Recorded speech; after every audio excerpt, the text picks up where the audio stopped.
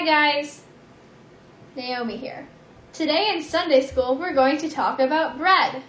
You know, in the Bible Jesus says, "I am the bread of life. Whoever comes to me will never go hungry, and whoever believes in me will never be thirsty." That bread sounds pretty important to me. But we're going to talk about something else Jesus said. He told many stories.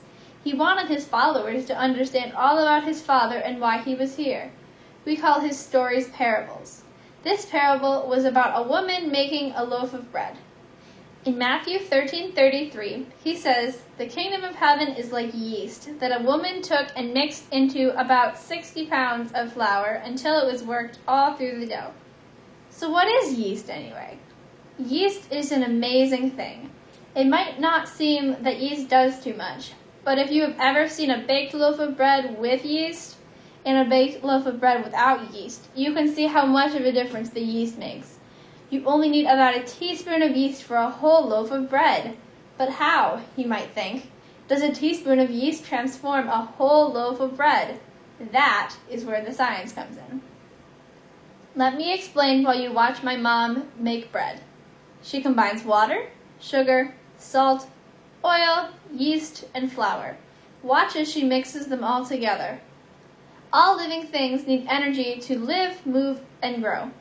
Our bodies get energy from the food we eat and the oxygen we breathe. The process our body uses to turn oxygen and food into energy is called aerobic cellular respiration. Those are big words. Yeast isn't just some magical substance that makes bread rise. It is a living thing.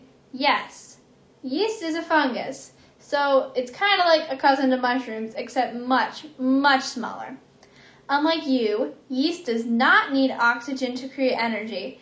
Instead of creating energy through aerobic cellular respiration, it uses alcoholic fermentation. Basically, the little yeast organisms turn sugar into energy, alcohol, and carbon dioxide. The carbon dioxide bubbles make our bread rise so that it is light and fluffy when it comes out of the oven instead of heavy and doughy.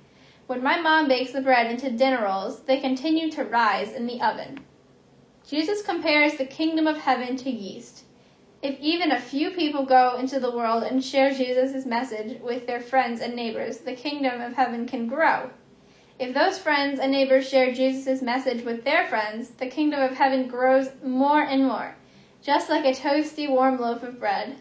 So next time you have a piece of bread and see how holy it is, think of Jesus and how you can share his message. Therefore, go and make disciples of all nations, baptizing them in the name of the Father, and of the Son, and of the Holy Spirit. Matthew 28:19.